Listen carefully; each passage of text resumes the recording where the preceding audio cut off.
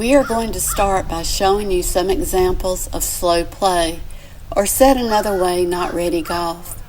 Our foursome has just teed off on the 16th hole of Ocean Winds. When they reach their ball in the fairway, they are going to show some methods of play that prove to be the absolute worst habits when it comes to pace of play by a foursome, followed by a redo where they will show extraordinary execution of proper pace of play. In this situation, the player has gotten out of the cart with their rangefinder, but without any clubs or sand. If she would have carried the sand and 2 or 3 clubs most likely to be used, it could save a lot of time.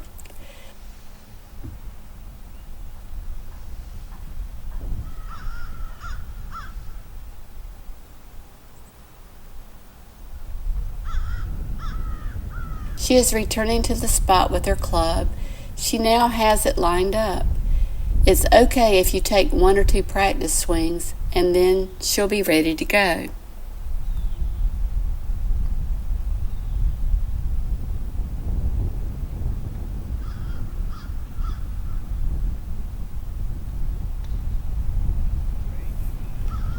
It's a nice hit.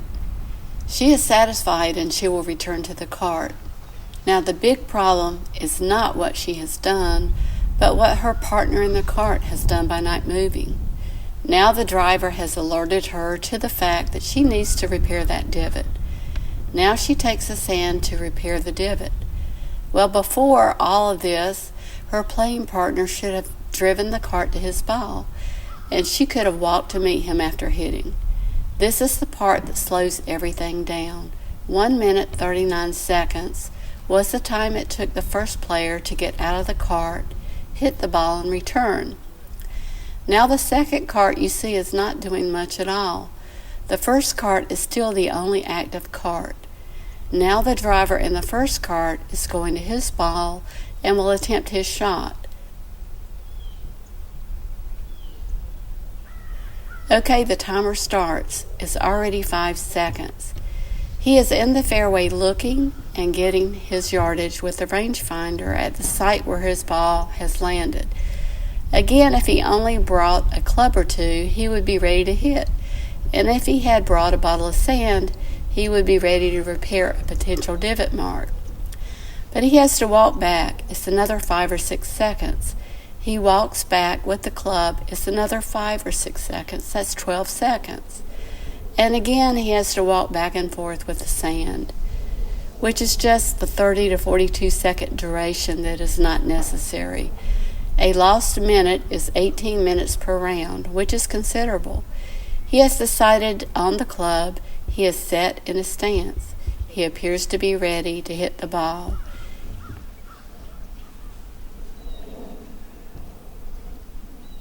It is already 1 minute, which is far too long.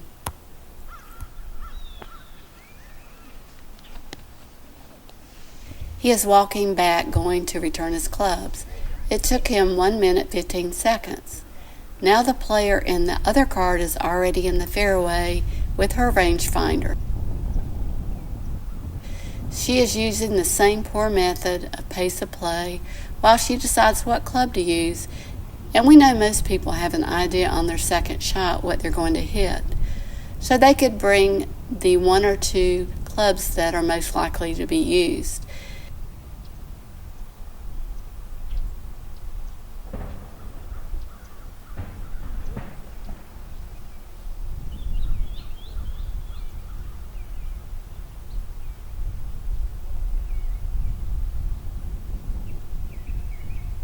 She puts down 1 or 2 clubs and she takes a swing with this one. She decides it's not the one, so she then takes the cover off the other club. Well, maybe that's not the club either. I don't know if she originally went back to the first club or took a third club.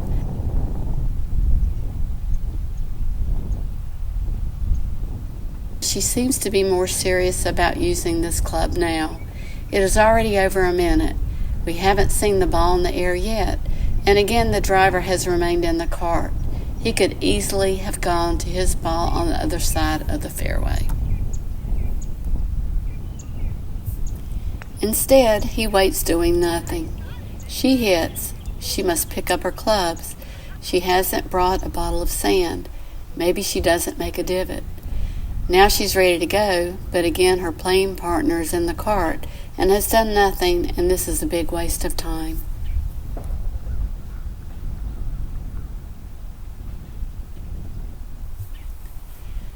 It took player 3 1 minute and 50 seconds to get out of the cart, hit the ball, and return. Okay, the driver has now driven close to his ball. He's only a step away from returning the rangefinder to the cart.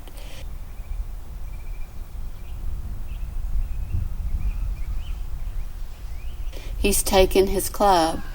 He's actually moving in a fairly quick manner, preparing to hit in a fair amount of time. He may be able to hit his ball in under 30 seconds, and he may not need sand, but he's very close to the cart. If only he had brought the cart earlier, a lot of time would have been saved. There's the repair with the sand, and now he will be eventually back in his seat.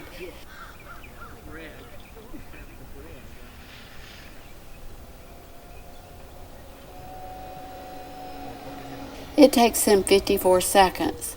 The total time that all 4 players took to hit their second shot, get back in the cart, and move forward to their next shot on this par 5 was 5 minutes and 38 seconds. Now the same foursome is going to demonstrate an extraordinary proper pace of play method.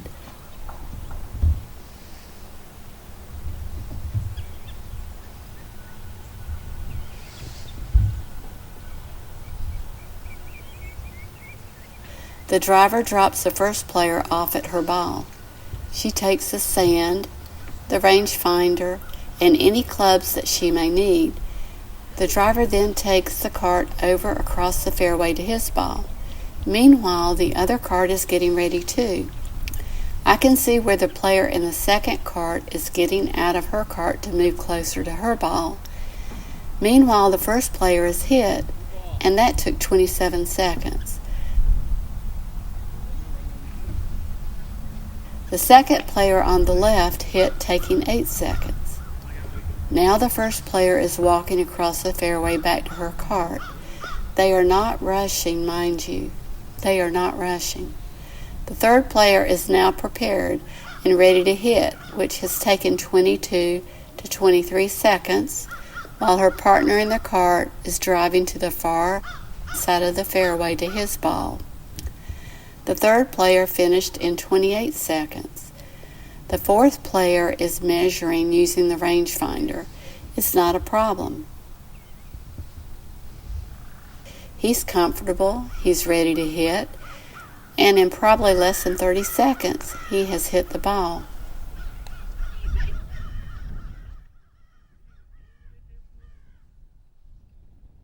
He just has to return to the cart, and we get to about 43 seconds, and the total time it took the foursome, using better pace of play methods, was 1 minute and 46 seconds versus the 5 minutes and 38 seconds earlier.